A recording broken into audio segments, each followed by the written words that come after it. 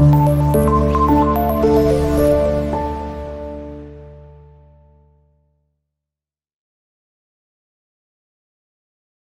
good morning to all of you. Today I am here present to explain my topic and demo on the TLC. First, TLC stands for Thin Layer Chromatography. अब हम लोग देखते हैं कि TLC करना कैसे है। उसके लिए सबसे पहले हम लोग रिक्वायरमेंट्स देखेंगे कि हमारे पास क्या क्या है। तो हमें सबसे पहले देखना होगा कि हमारे पास TLC चैम्बर है कि नहीं है। TLC चैम्बर, TLC का हम लोग सबसे पहले डिफिनीशन देख लेते होता क्या है। TLC is the process of separation of mixture of component to a single component with the help of mobile phase and stationary phase.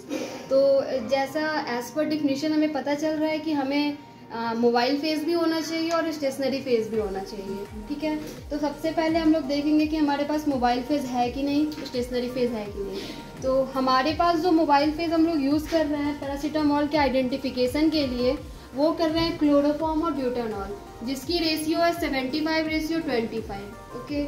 और जो हम लोग स्टेशनरी फेज यूज़ कर रहे हैं वो सिलिका जेल GF की कर रहे हैं, जो TLC सिलिका जेल 60F254। इसका मतलब है कि जो हमारी सीट बनी हुई है वो सिलिका जेल की बनी हुई है, और F254 का मतलब है कि ये 254 नैनोमीटर पे UV चैम्बर में ये अपना स्पॉट शो करता है, ओके। देन हम लोग सबसे पहले क्या करेंगे कि एक TLC सीट निकालते हैं।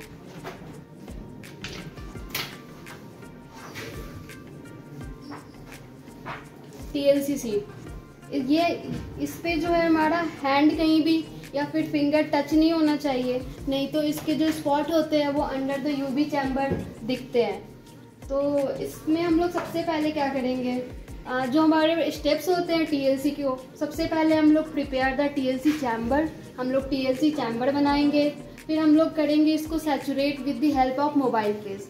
सैचुरेट हम लोग इसलिए करते हैं ताकि कोई भी हमारा जो एज इफेक्ट हो वो ना सो। इसका मतलब कि ये हमारा वोलेटाइल इन नेचर होता है, जो भी मोबाइल फेज होता है वो इवेपोरेट इन एयर हो सकता है। तो उसके लिए हम लोग ऐसा इट माइट भी पॉसिबल कि जब हम लोग स्टेशनरी फेज इसके अंदर डालें तो वो साइड से रन कर जाए, तो फिर वहाँ दिक्कत होगी।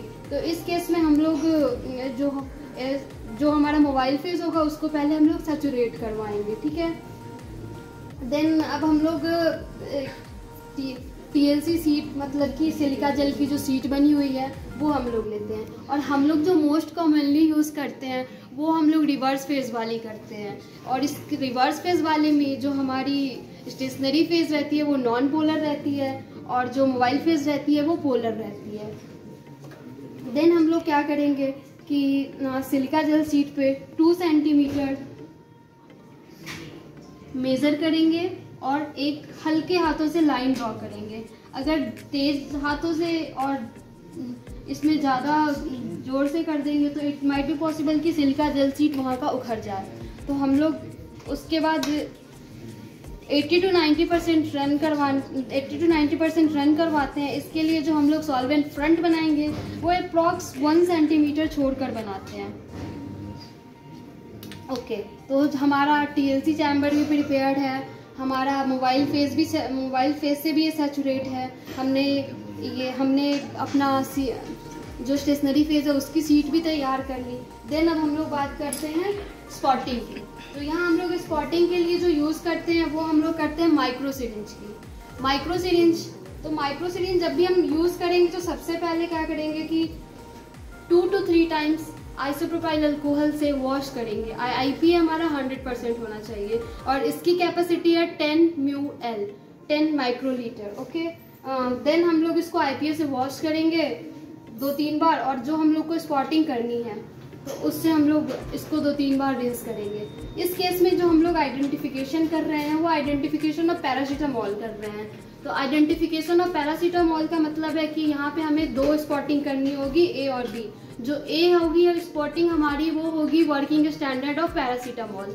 तो वर्किंग स्टैंडर्ड ऑफ पैरासीटामोल में हम लोग 25 mg पैरासीटामोल लेंगे वर्किंग स्टैंडर्ड का, उसको 10 ml में हम लोग डिजॉल्व कर देंगे, ओके फाइन।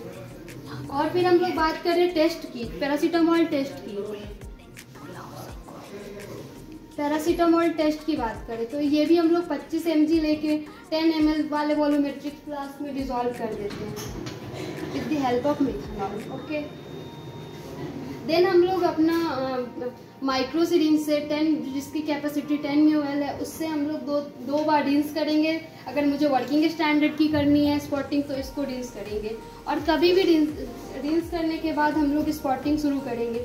स्पॉटिंग हमेशा छोटा होना चाहिए ताकि ये रहे कि अगर वो ट्रैवल करे तो इट माइट बी पॉसिबल कि वो जब ट्रैवल करते रहता है तो साइज उसकी बढ़ते जाती है। तो ऐसा हो सकता है कि अगर बड़ा करेंगे तो दोनों स्पॉटिंग जो होगी अगल बगल में वो हमारा एक दूसरे से टच कर जाए, तो फिर वहाँ से हम लोग सेंटर नहीं डिसाइड कर पाएंगे, और अगर सेंटर नहीं डिसाइड किया तो हम लोग ना RF वैल्यू निकालने में दिक्कत होगी। और कभी कभी ऐसा होता है ना कि टेलिंग इफेक्ट आ जाता है TLC में, तो हम लोग उससे भी बचाने की कोशिश करेंगे। ठीक है, और अब ऐसा हो कि हाँ, जब हम लोग RF वैल्यू निकाल रहे हो तो हमें कोई दिक्कत ना हो। तो RF सबसे पहले जानते हैं RF वैल्यू क्या होता है। RF value is equal to distance travel by solute divided by distance travel by solvent. Solvent का मतलब यहाँ पे मोबाइल फेज से है, तो हम लोग मोबाइल फेज का देखेंगे, और ये जानते हैं हम कि हमेशा मोबाइल फेज ज़्यादा ही होगा, तो RF वैल्यू कभी भी 1 से ज़्यादा नहीं आ सकती है, क्योंकि जो हमारे नीचे वाला है वो हमेशा ज़्यादा है, तो मतलब वो डेसिमल में ही आएगा हमारा, कभी भी 1 से ज़्यादा RF वैल्यू नहीं आ सकती है। फिर हम लोग इसको जैसे हम लोगों ने स्पॉटिंग कर ली, यहाँ पे स्पॉटिंग करेंगे, छोटी करेंगे उसको, फिर हम लोग विजुअलाइज करेंगे आइदर UV चैम्बर में या फिर निनहाइड्रीन के साथ या फिर आयोडीन चैम्बर में। निनहाइड्रीन हम लोग उस केस में यूज़ करते हैं जब हमारा स्पॉटिंग करने में वो अमीनो एसिड लगा हुआ हो। ओके, तो जब इसको हम लोग विजुअलाइज कर लेंगे UV चैम्बर में जाके, क्योंकि इसकी और फिर इसकी विजुअलाइज करने वाले में 254 नैनोमीटर है, मतलब स्पॉटिंग करने में। उसके बाद हम लोग इसको सेलो टेप लगाएंगे और इसको ओपन करेंगे, देख लेंगे सैचुरेट है या नहीं है।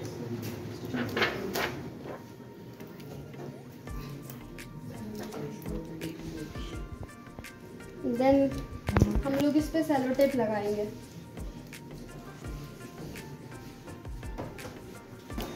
फिर हम लोग इसको लीड को ओपन करेंगे और इसे प्लेस करेंगे। हम सैचुरेशन पेपर का ध्यान रखेंगे कि वो सैचुरेट हो रहा है तो ठीक से हो, और कभी भी सैचुरेशन पेपर से ये टच नहीं होना चाहिए कि हाँ ये टच हो जाए, नहीं तो फिर जो हमारा मोबाइल फेज है वो साइड से रन कर जाएगा। और इसको अप्रॉक्स 1 सेंटीमीटर तक डिप करके रखेंगे कभी भी रन करवाने के लिए। ये प्लेस हो गया। अब हम लोग इसको रख देंगे और वेट करेंगे अनलेस जब तक वो ट्रैवल करके 80 to 90% ट्रैवल ना कर जाए। फिर हम लोग अपना इसको जब ये ट्रैवल कर जाएगा इसको बाहर निकालेंगे, UV चैम्बर में विजुअलाइज करेंगे और उसको मार्क करेंगे, फिर RF वैल्यू कैलकुलेट करेंगे। उससे हमारा पता चल जाएगा कि ये कितना ट्रैवल किया हुआ। हाँ, और TLC हमेशा क्वालिटेटिव टेस्ट ही देता है, कभी भी क्वांटिटेटिव नहीं देता है, मतलब कि इसमें क्या कंपाउंड प्रेजेंट है बस वही बता पाएगा, ये कितने अमाउंट में प्रेजेंट है वो नहीं बता पाएगा। Okay, thank you so much.